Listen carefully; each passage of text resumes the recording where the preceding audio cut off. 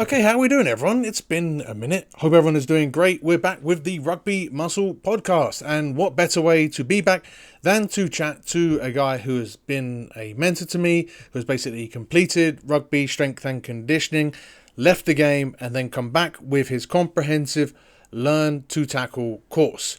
We have had such a great chat that I've had to break it up into two different episodes.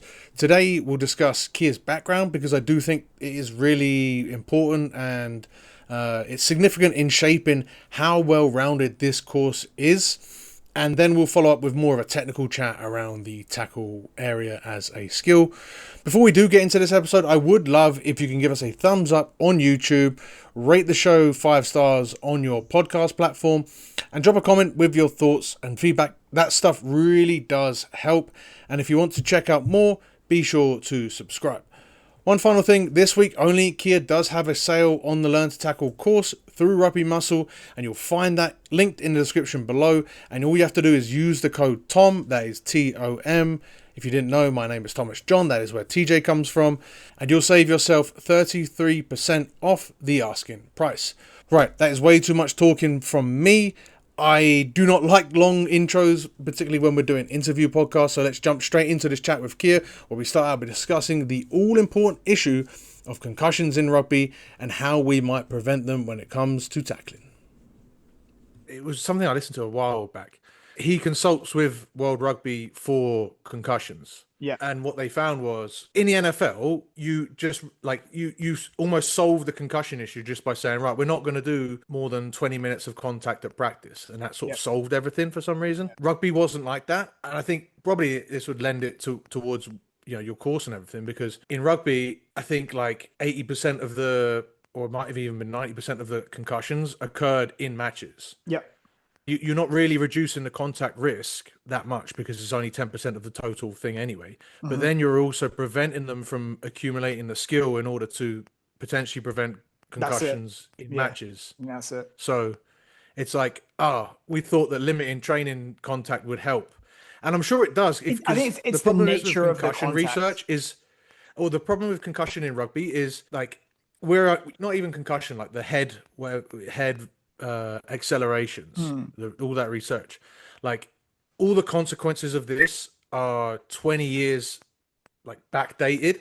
Yeah. So or maybe even more, so like if you got like, bless them, like the Lewis Moody's or the Steve Thompsons or the whoever's that are like having big issues, the era that they played in, it was like 4 days a week of just let's just smash each other, especially at the beginning, and so if you compare that to a reasonable amount of contact, I'm sure it's okay. And then to limit it out on even top, it's like even worse. But yeah. I think it's like none is not good. Way too much is too bad. I think there's a sweet spot because it's like, obviously, anytime you do contact, there's risk. But then it's the nature of that contact. And then it's until you expose yourself to that risk and to that contact, you're not going to develop information, perception, processing, decision-making, being able to get yourself in safer positions. So it's not until you expose yourself to that risk that you acquire the protective benefits, if there are some. And then if you look at like the data in terms of like the mechanism of concussion in the game, it's head out of position. It's basically, kind of like mistiming acceleration. It's going too high, all that kind of stuff. And that can be, I think, ironed out with practice, purposeful practice, but then you have to tolerate the risk in that process. Well, I was going to say the other issue is that you said purposeful practice. Exactly. And how much of training is that? Like, anyway, we can get into that into the podcast. We just did a fucking, what's the name of one of those launches where you just fucking get into it in the podcast? Yeah. I was going to say, like, I thought as you were talking, I was like, I might just put this in anyway. You can leave it in. It's all good. So let's get into your background because I knew you was training by Keir. Was it training by Keir? Old school. Before it was the rugby strength coach. Yeah. So people have no idea of this, and now they're just seeing Learn to Tackle, and they're like, this dude, what's the teacher? What's his background in rugby? It's just a purple belt in jiu-jitsu or something. Why is he teaching me how to tackle? So let's get into your whole background. Yeah. As quick as we can, a whistle-stop tour. Yeah. How you got into it? Wanted to be a professional rugby player. Terrible player. 5'10", white, unathletic, not brave, not skillful. not anything. Decided I want to be as close to the pitch as possible. I like PE. I'm good at academics. I'm going to be a strength coach. Graduated What? How old were you when you made that decision? 16. At a It was brief at 16 when detour. you saw guys with a stash around you that were like a foot tall, and you're Um, like, I ain't doing this. 16 to 18. I was lucky Yeah. enough to Northampton School for Boys now win the Daily Mail. They're one of the best state schools in the country. And, coming Hmm. from Northampton, that's a hotbed of rugby. Courtney Laws went there. Steve Thompson went there. A number of Saints players have come through there. There was a guy that played for the Saints for 10 years in my class, Paul Diggin. And there were another couple of guys that ended up going full-time pro. We were actually the first NSB team to get to the last 8 of the Daily Mail, for context. So it's kind of like come on since then in that like last 20 years. But Hmm. you play alongside guys like that at 16 to 18 and you realize one of these things is not like the other, so that's Yeah. probably the reason why. But then when I was 18, I got a kind of bit of academic snobbery. I thought, well, I can't be a strength coach. I can't be just a strength coach. I'm going to go do a degree in psychology. So I used to go to the open days for like Oxford and Cambridge to look at philosophy. I thought, I don't want to learn Hebrew. At the time at Cambridge, you had to learn Hebrew, Greek, or Latin. And I thought, I'm not doing this. So then I switched to psychology, and then I did briefly start a psychology degree, and I was like, I've made a mistake. So when I tore my ACL, because I would go back and home every weekend and play, I tore my ACL and I lived on the 6th floor. There was no lift. So I used that as the Oof. excuse, like, right, well, I have to drop out now. I'm going to drop out. And I worked the rest of the year. Then I went back to Leeds in 2005 to do sports science. And then I graduated and I was fucking terrible because certainly then, I don't know about now, they train you to be a researcher. And the research that they do is X-Phys and motor learning, all that kind of stuff, because that's what gets the grants. It's not performance sport. Hmm. So I was a terrible coach, which is where the training by Keir comes from, because I timed my graduation perfectly for the recession, the Great Recession. Hmm. So I became a freelance personal trainer because nobody would give me a job. So I did that for 2 and a bit years. Whilst I was doing my master's degree at Bolton. And then, I did the scattergun approach of going through every single professional rugby team in the country. And can I have a job? Can I have a job? Can I have a job? I get to the end of the list, come back in year 2, end of the list, year 3. Year 3, Wasps, the head of performance at the time, palmed me off to the academy. And that was when I started my internship in 2010. And then I kind of, not very good marketing. I just wrote about whatever I wanted to write about, which was rugby and training rugby athletes, all that kind of stuff, and training by Keir, even though I'd made that to be a personal trainer. And then by the time I got to 2013, I'd, worked for Wasps, worked for Argentina, worked for Rotherham, London Scottish. Then I was just starting at the Roosters then. I thought people only know me for this. That's the only thing I have any credibility in. That's all I want to talk about. And that was what prompted rugby strength coach. Hmm. And then, And there was nothing like that at the time. I mean, because we were talking about like coaching and going for and the like, environment of what could you do yeah, with your degree and what you're passionate about. But there wasn't like now, like every single day, I'll be followed by a new some sort of online coach. yeah, And at least every week it'll be a rugby specific one. And this isn't to like knock all of them and say they're all crap. It's just a completely different environment to now. yeah. And there were people that kind of did rugby at the time, but, around the time that I was building out that site and kind of like positioning myself online, there was certainly none that were working at, test level that were doing that. So that was Hmm. a big differentiator. And then obviously I was fortunate and had good success with Argentina at the time. But then there were issues. Well, there are just things naturally about rugby that don't lend themselves well to online business, in my experience, which Yeah. is it's seasonal. Everybody thinks they know what they're doing. They will just program recycle, and I think that there's not a ton of like value creation for amateur players, which is the ones that are shit don't care. The ones that are really good get it for free because they're pros. You're left with weekend warriors and pushy parents. And Hmm. if you kind of do it as for the pushy parents, you can maybe make an argument that, give me, I'll pull a number out there, $250 a month for the next 5 years. And it's going to result in an extra zero on your kid's contract in the very unlikely event that they make it 5 years from now. That's like a Hmm. really flimsy value proposition. And then for the super keen amateurs, there's no value. So it's really just you're doing the exchanges. Give me this money, and this program is going to make you feel so good about yourself and how you perform and stuff like that. And it's really intangible. And some people Yeah. like it. So I decided to do a subscription product for coach education, which is basically, I'm getting, 10, 20, whatever it is, emails a month. Tell me about this, tell me about this from other coaches. And I thought, well, there is economic value being created. It is desirable. It is somewhat unique. It is bought year round. And, in the gold rush, sell the shovels. And that was what That I is did. also, again, the nature of the environment at the time, because Yeah. again, with there was like maybe, well, just there wasn't the social media influence that there was today. There was still some, but it's not Yeah, it's in everything. different. You know what I It's mean? different. I certainly wish I knew then what I know now, but it's Yeah. fine. But that was basically, it's kind of like rugby strength coach was born because training by Keir didn't work out the way I wanted it to or expected it to. Strength Coach Network was born out of the fact that 80% of the people that signed up for that subscription product had nothing to do with rugby.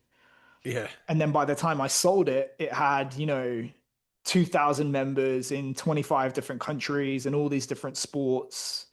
We had people in the That's right, because it was the NFL rugby strength coach membership area community. for Yeah, at first. Yeah, community. yeah, Yeah. community. That's it. Yeah. Yep. Hmm. Yeah. And then I kind of got the writing on the wall in 2018. So it was almost 3 years. It was called the Rugby Strength Coach Community. And then I did Strength Coach Network from 18 to when I sold it in 23, and it's still going. And even Yeah. then, that business model has morphed and changed. But that was all quote unquote part time alongside the club career that you had. So when did Until you stop 2020. coaching in 2020. person? Until Yeah. 2020. Yeah. Yeah. So we went from Roosters, Argentina, Argentina Roosters, Argentina. Japan, and Yeah. then US. Yeah. Yeah. College football. And then I remember speaking to you, maybe it was a year or two ago, and you hadn't watched the game in like a year. Yeah. And now, judging by the research module in Learn to Tackle and Highlights. judging by your social media, I judging by do. your social I media, you've do. I watched watch all of it. these games and accounted for everyone's tackles in those games. Yes, I do. So Um, for like research purposes, yes. Um, I'll look at film, all that kind of stuff, but it's fairly dispassionate and yeah, yeah, yeah. yeah, yeah. Certainly not like when I was 15 to 25, for example. Yeah. Yeah, So, Learn to Tackle. What yeah. prompted that uh, decision as to open and go down this venture for you? Steve Thompson, Lewis Moody, Rob Burrow, Nick Berry. I had a front row seat for Nick Berry at Wasps, and it was alarming. Yeah. You know, Yeah. it, There's no proven link or anything with no. MND. I saw a paper this year in a news article which supposedly there's rugby has higher levels of MND relative to soccer. Soccer has Yes. it higher relative to the general population. So there's maybe some theory that it's to do with um, lack of oxygen or like reduced blood flow to the brain during strenuous exercise. But I would, I'd Hmm. be interested to see data, for example, compared to endurance sports or sports where there's no contact whatsoever. Yeah. I Yeah, do we think don't know that anything about MND we really. we Like don't, but it's like, if you look at rugby, Jared Cunningham, Use van der Westhuizen, Rob Burrow, Doddy, yep, Doddy Blue, Ed Slater, is it? Ed Slater. Yep. That's a like, can you name five Yeah, people yeah, outside yeah, of yeah. rugby I that know. have No, disease? no, Yeah. no. Yeah, it's very alarming, and I do think that I don't know concussion symptoms. I've worked with other players as well where they would just I don't want to name names, but like this guy would fly into tackles to the point where people would be like, "Whoa!" But then you watch him have to wear sunglasses in film for the next 3 months because he's that light insensitive. He's retired already, Yeah, and he's probably retired at 30, 31. So I think that if you look at the research, there are aspects certainly that are associated with concussion. There are aspects of concussion that are associated with very bad outcomes later in life. And I think that you can make a reasoned argument that you can improve those factors with training. And Yeah. if there isn't like this like smoking gun direct link, me as a player or me as a coach, I would pay a few $100 to take that bet that I can safeguard players down the line. And then just from a legal standpoint, rugby's getting sued for half a billion dollars. Let's do something. And I can tell you firsthand some of the shit that goes on even in professional rugby and some of the stuff that goes on in football. Rugby's bad, football's even worse. Yeah. University teams where they'll say this is their tackling model. Look at the other guy, draw a triangle between his shoulder pads and the top of his head, and then what you're going to do is you're going to take the crown of your helmet and you're going to bury it in the middle of that triangle. That's Power 5 Big Ten. Okay, just quickly before we get back into the episode, this podcast is sponsored by Rugby Muscle, my coaching company. If you're an ambitious amateur rugby player who wants to get stronger, fitter, and play better rugby without the confusion and overwhelm, we've got comprehensive one-to-one online coaching. We've got programming and other resources to help you get there. They're all going to be linked in the description below. And if you're unsure of where to start, I would suggest taking the free Rugby Physical Preparation Audit to discover your strengths, identify limiting factors, and receive personalized guidance to elevate your game. And if you've been enjoying the podcast, a quick 5-star rating really does help, and it shows me that you're enjoying this content, and so I'll make more. Thank you guys so much for listening. Now let's get back into it. And there aren't lawsuits going on in football in the same way that there are in rugby. Yeah. And this is even more money. Yeah. Okay, that makes a lot more sense. Yeah, that's crazy. And so then you saw that opportunity, and obviously, like, it's not, and it's obviously not. We talk about like concussions and long-term effects, but it's more about the CTE. And then when we say CTE, I think we get quite wrong is like thinking that CTE is just is a result of these 1 or 2 or up to 10 big concussions throughout a career. When we're actually the more that's coming out, the more we're learning actually it's a lot of like these subconcussive hits and what now is referred to as like head accelerations. It's like if we can, like, there's no avoiding that, no matter if you outlaw head-to-head contact, which they've done, completely change what a tackle is in rugby union, which they've done. You can do all of that stuff, but you're still not really addressing the central issue as the head being in any sort of position where it's going to take impact. True. I think there's a difference between impact and acceleration. So you can have big hits that don't directly impact the head that will still result in strong acceleration. And then you can have other kind of tackles which reduce that acceleration and reduce hopefully the risk of concussion. So I do think that's one thing where you look at, that's why they have that trial law variation, which is as the level comes down, maybe there is some risk of obviously getting a knee to the head and stuff like that. But that like big head, you ever seen that video of Marcos Kremer where he hits and the sweat comes off his head? That's the kind of shit they're trying to get rid of. And I think that when you lower the level, that is for sure one thing that does come down. Okay.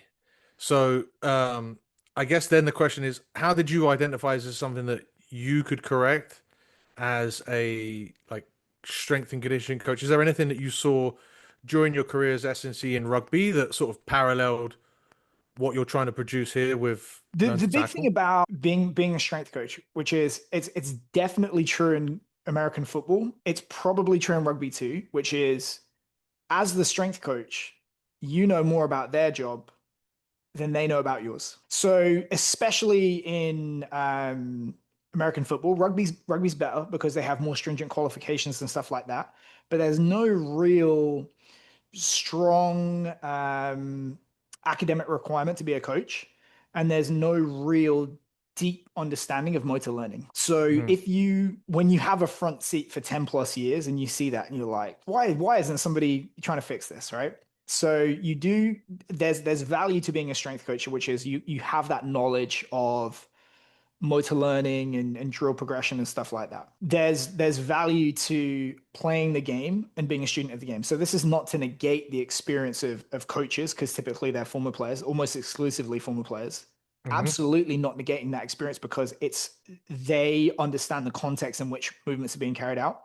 They know what the game looks like. They understand how the different skills fit together into the wider game model. There's also value to being a strength coach in terms of dosing, load progression, sport demands, all that kind of stuff. So it's not just being a better tackler, it's all about trying to eliminate CTE, because you can't.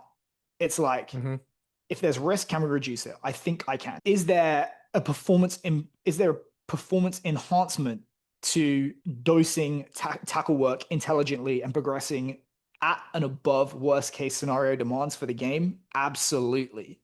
That's another string to the bow. And then the grappling side of things is, you would know this as well. In rugby, you think you know how to take someone down, because I've been doing it since I was 12. I've been doing it every single week for 20 years. I must know. But then you realize judo, freestyle, Greco, folk style, sambo, you name it. There are other sports out there where for rugby, it's just a piece of the puzzle. For them, it is the puzzle.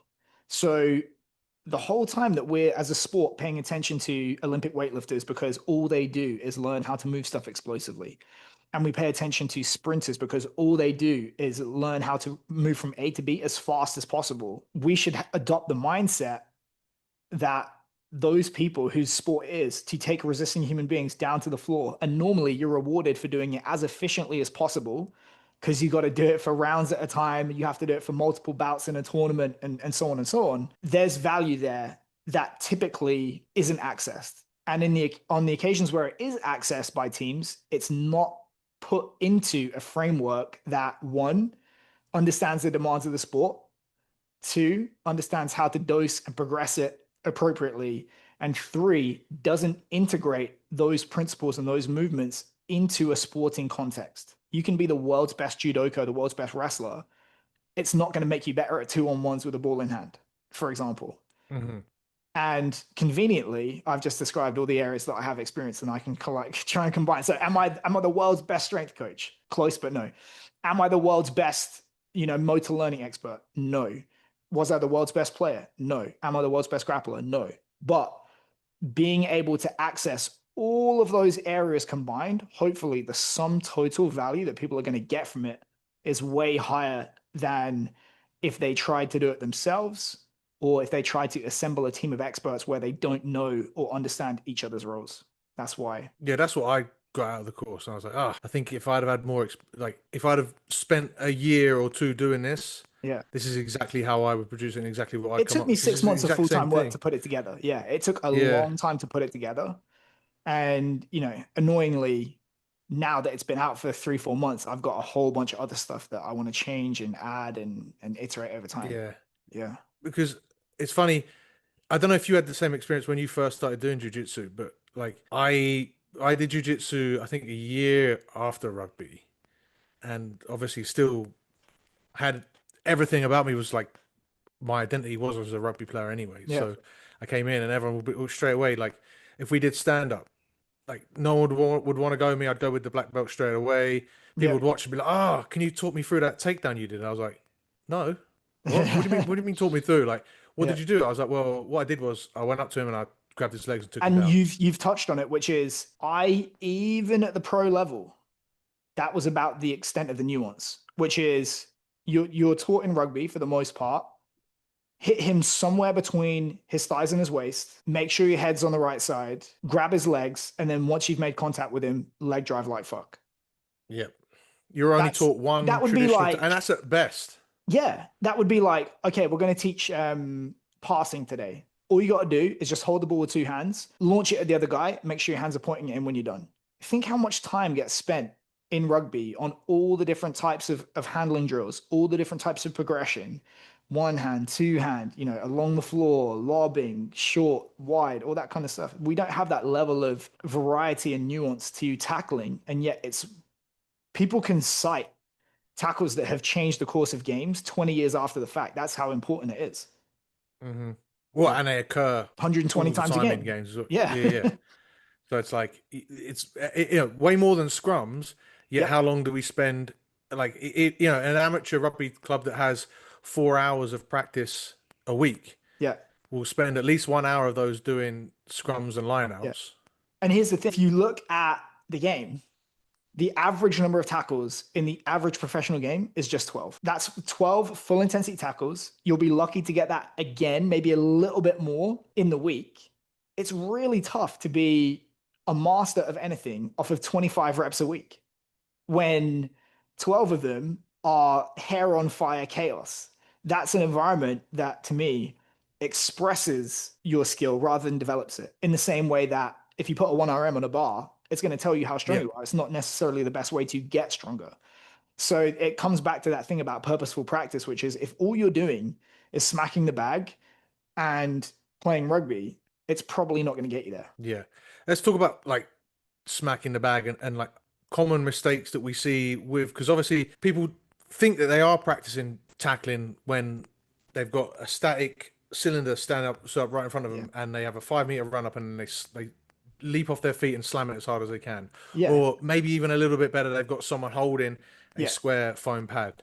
Yeah. What's missing with this compared to what a normal tackle and how we would actually treat tackling as a proper skill? So really it's 5 skills. So you can consider a skill is just a movement-based tool that you use to solve a problem. So there's a goal that if you achieve it, you've solved that problem, you can check it off. Okay. When you tackle, you're having to go through a series of 5 different skills where if you check off skill number 1, you get to deal with problem number 2 and 3 and 4 and 5. So the first thing is, can you physically get close enough to put your hands on them and tackle them? Mm-hmm. That's kind of like the dividing line between, I would say, defensive system and positioning, because how you organize defensively as a team, that can make certain players look way more organized and put them way closer to ball carriers to make tackles and vice versa. But, can you get in the vicinity? The next one, if you can get physically close enough to tackle them, then you have to go through that transition from running to tackling. Running is great for just covering distance. If you go into a contact or a collision in a running posture, you're going to get absolutely fucked up.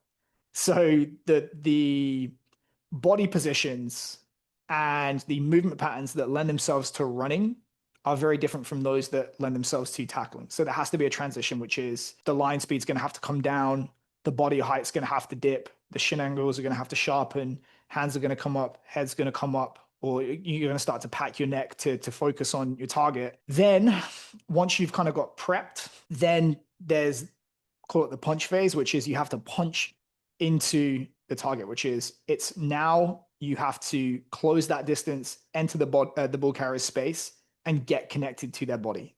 Where you get connected is going to vary by what kind of tackle you're going for, but generally it's going to be some kind of shoulder contact.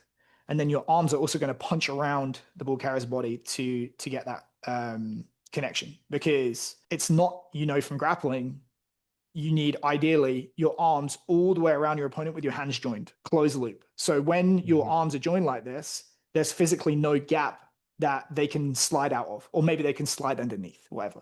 But anytime your hands are open like this, there's that tiny bit of daylight where they can slip out. The bigger that gap is, the more they can slip out. And you see a lot of the time we're kind of like getting to one of the problems with traditional rugby tackling, which is when you focus so much on the collision and the hit and the impact with the shoulder, but you then don't follow it up with the punch of the arms to get that connection and close the loop around the ball carrier, they just pinball out of it and spin and roll and all that kind of stuff. And you don't get that connection. So once you've got that connection, you may get really, really lucky and have hit them with such force, speed, timing. Maybe they're unprepared. They have a high center of gravity.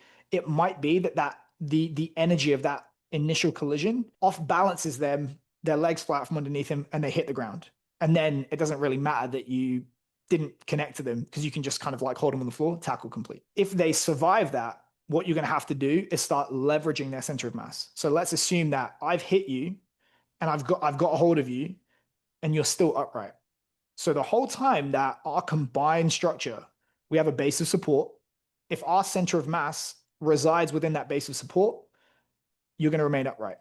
So it's not until I now start leveraging your center of mass, pushing your hips outside the edge of our base of support, that I'm going to create the instability that's going to take you down to the ground. So that's why we have a leg drive. Now, base of support isn't just straight back. So you don't have to leg drive somebody straight back. In fact, when you do, they're going to push back, just as hard in the opposite direction, which means that they're not pushing left, right, and they're not covering in front of them. So we get into this in the course, but basically you have to try and leverage their center of mass in the weakest direction possible. But what you're looking for is to get them to start stepping and adjusting. So once those hips start to move outside the edge of the base of support, they're going to start stepping and readjusting to maintain that base. Then the final problem is, how do you stop them doing that? Because you see it all the time. Guys will hit, the ball carrier will survive the first hit, then they start leg driving, and what happens? The ball carrier just steps, adjust. So then the final piece of it, call it the prehension phase, because to prehend is to hold. So can you finish with them held on the floor? How do you stop them rebasing? And there's two ways. You can either physically block their legs from rebasing, which in grappling terms, like an ankle pick is an example of this, or a knee tap or a knee pick. Or you can drag their weight to somewhere where they physically cannot rebase. So for example, when we talk about lifting a leg off the floor, that has two advantages. One is I've halved the base of support. So you now can't, you have all your weight over that spare leg. And once I drag your body weight to where that leg used to be, you can't reposition, you go down to the ground. So that's the 5 things. Can you get close enough? Can you get prepared? Can you punch your shoulder and your arms around them? Can you push or leverage them? And can you prehend them on the floor? And then within that, there are going to be weaknesses. Maybe your tackles break down in 3 of 5.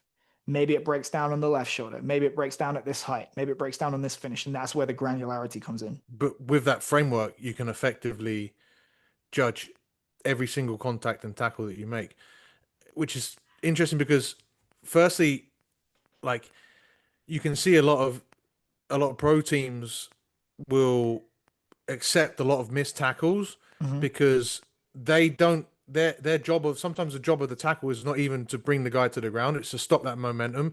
And because you've got a line of 13 guys in there, if he's stopped his momentum, then we've got space for other people to come in and finish off that tackle or whatever. Yeah, I don't think there's, so I mean, just to go back to your question, because there was a bit of it I didn't really answer, which is the weakness in rugby is because we see these highlight videos where the stars do align and guys get fucking smacked on the first hit and the legs fly out from underneath them, or they very, very quickly, there's a tipping point in terms of stability. So if you, like I said, if I push your center of mass, you can step and adjust, but there's a point past which if I do push your center of mass, you're not going to be able to recover it. So if you just have a ton of like momentum in that collision, or guys are really unprepared or blindsided, you will get a tackle without any real leveraging or prehension. The problem is they're on the highlight reels because it's the vast minority of tackles. The vast majority of tackles involves some kind of fight back. And for whatever reason... so it's almost a mistake of the attacker inside, especially when they're being blindsided or whatever, right? It's not... We're preparing for the best case scenario. It would be great if every tackle ended up like that, but it's probably about 10%. And it's like, well, it's also not even necessarily the best case scenario. All you're trying to do is bring the guy to the ground. So why is that more valuable in a rugby game? At what cost? Yeah. So I think if you look at what goes on in rugby, the position phase, which is, can you kind of get in the vicinity of the ball carrier? We do it already. We do it in touch. We do it in all 1v1s. We do it in the game. We don't have an issue with that. In terms of the penetration phase, so like starting to penetrate the ball carrier space to get that dip, to take that penetration step to start to split their feet. Instinctively, we have a good understanding of it. We know not to go in upright because everybody's just been trucked in a match. They've been, ended up on their back like this and like, okay, I'm not going to do that again. And it's kind of like part and parcel of hitting as well, which is you can't really do a big hit against the shield without getting that dip first. I think what we do get wrong is we concentrate way too much too high, or like look at the middle to upper level of tackling. But we do it a lot. We also do the hit a lot. But then how often did you practice as a player what to do once they're still upright after you hit them. How many, like, Never. whenever you do bag hits before a game, what do? The guy's holding the shield. You start on your belly, you get up, you hit the pad as hard as you can, you take one step, and then you let go. You never Yeah. finish it. Some of the best, one of the best training drills I did when I was a coach, Yeah. was I got the guys to do, was to start already connected. Yep. You know what I mean? And in various positions. Yeah. And this is when I was going down, I mean, this is after I did jiu-jitsu. So Yeah. I've already gone down the rabbit hole of, oh, okay, we don't know how to take people down. And One so of I'd one of start 6 them types of already games in connected. wrestling for rugby. Yeah. So You that start means already that goes connected to your and then, point. yeah. That goes to your point, which is you can. There are various ways to do it, but like if you do have that granular approach, so once you start to analyze your performance or your team's performance, it might be that you're really good at getting the vicinity, you're really good at getting prepared, you always get, you're able to get a hit off, but then there's film in the course, which is there are guys where they'll get hit and they'll fight back, and then they start, shrugging, rolling, using a fin, pushing the head, all that kind of stuff, and they break away. Yeah. That would be an example. If that's a common reason for failure in your team, you can almost cut out those first 3 phases, or like really bring it down and concentrate on, okay, we're going to do drills now where we start out connected to the ball carrier, and that ball carrier is going to get a win if he's able to break that connection. And the tackler is going to get a win if he can drive the ball carrier out of the playing area or bring him to the ground, for example. Mm-hmm. Because So you're talking there about different games of what we can play, Yeah. and we touched on it, but didn't really go into that rabbit hole. We could go into Yeah. several different hour-long rabbit holes on this. Yeah. And actually, you do in the Learn to Tackle and Wrestling Yeah. for Rugby courses. So it's like I just want to get to touch on each of these areas. But you spoke about these games for learning. So obviously, when we do bag hits, Yeah. even if it's people think they're progressing the bag hits now because they've got a 5 meter grid. Yeah. And now the person holding the bag can go from side to side a little bit. Like, can you speak to why that's tough? It's tough. But here's the reason. When you look at the nature of sporting problems, there are 4 types of problems: simple, complicated, complex, chaotic. Simple is there's an answer. It's self-evident to everyone. There's not much calculation. You just do it. Cutting down a tree. Get an axe. Start hacking. Complicated problems are those where there's a lot of moving pieces, but there is an answer. And you can calculate that answer if you just throw enough resources at it and think really carefully about it. SpaceX landing the rocket on the chopsticks. It's governed by the laws of physics. It's a really hard problem to solve, but now they can do it really, really consistently, and every launch looks like the last launch. Complex problems, I'll ignore chaotic. Complex problems are those where all the variables interact in unpredictable ways. There's the butterfly effect. Sometimes there's no real predictable behavior to the system. That's rugby, because every time you take a tackle, you're different, your field position's different, the time in the game's different, the weather's different, the guy running at you's different, the team tactics are different. So it's like no 2 reps are alike.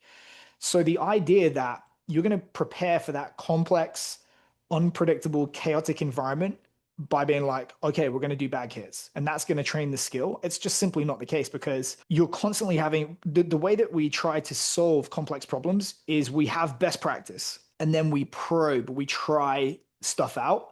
But then as new information becomes available, you have to update your previous strategy and adjust and adapt. And it's the nature, especially of tackling, that the other guy is going to fight you back. So unless you hit that sweet spot and they go flying, they're going to fight you back, which means that the first strategy that you attempted is now not working. And now you need to react to their reaction and so on, right? So nothing about a bag hit really teaches you that, because there's a target that you're aiming at. The whole point, the point of the drill is like, I know where he's pretty much going to go. I know where I'm going to hit him. There's no fight back from the guy with the shield, because it's kind of messy for drills when you do it. The bag holder ends up on the floor and fights with the other guy for 5 seconds, but that's rugby.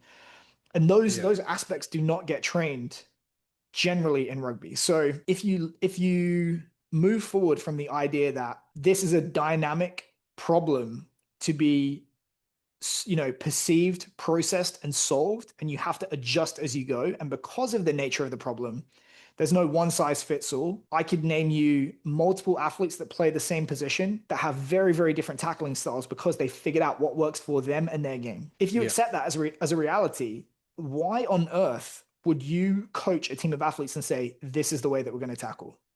Rather, what you're going to do is like, it's almost like a buffet.